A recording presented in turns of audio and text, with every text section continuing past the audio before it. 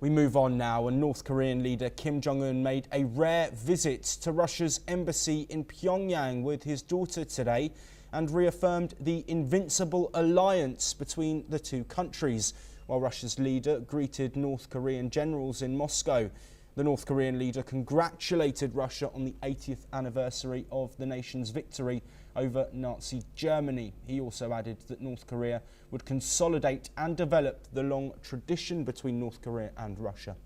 In Moscow, Russian President Vladimir Putin greeted North Korean army generals with handshakes after hosting the parade. Putin embraced Kim Yong-bok, a three-star general who is considered to be a key figure overseeing North Korea's troop deployment to Russia.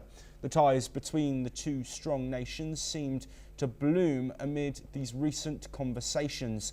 Putin also thanked North Korea's unprecedented deployment of thousands of troops, as well as huge amounts of artillery, ammunition and missiles, which has helped Russia push back a Ukrainian incursion into its western Kursk region.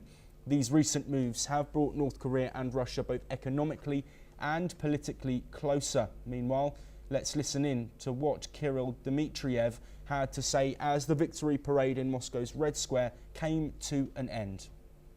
Happy Victory Days.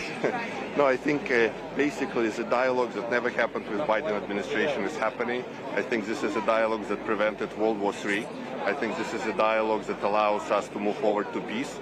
And I think all of the people who are for peace need to unite in different countries. And I think the negotiation with the Trump team are very productive. They are listening to both sides.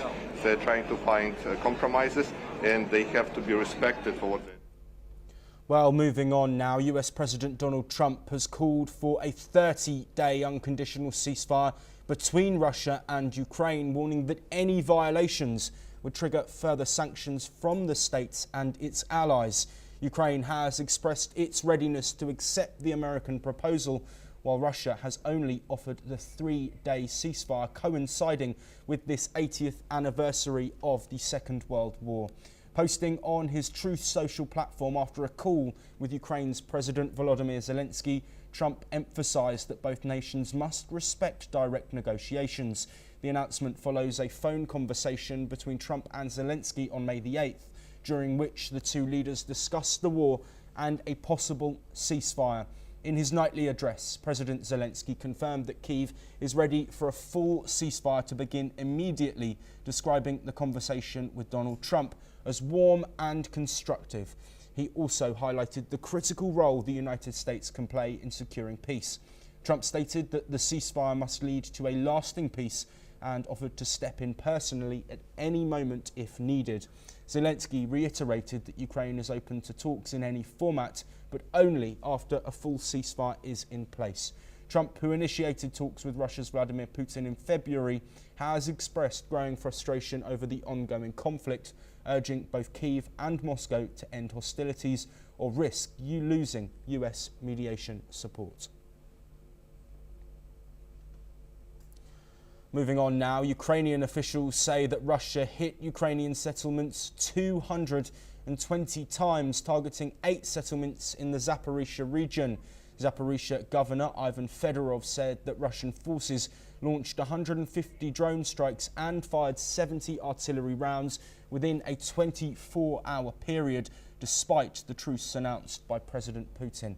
Meanwhile, Russia's defense ministry has accused Ukrainian troops of attempting to breach the border in the Kursk and Belgorod regions multiple times during the 3-day unagreed ceasefire marking Victory Day. The ministry says there were 4 attempts by Kyiv's forces to cross into Russian territory over the past week. Additionally, it also said that in eastern Ukraine, Kyiv's troops had attacked Russian forces 15 times during the ceasefire.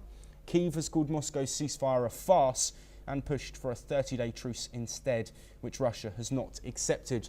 Reportedly, a drone hit a government building in Russia's Belgorod region, while fighting continues near the village of Tetkino in Kursk.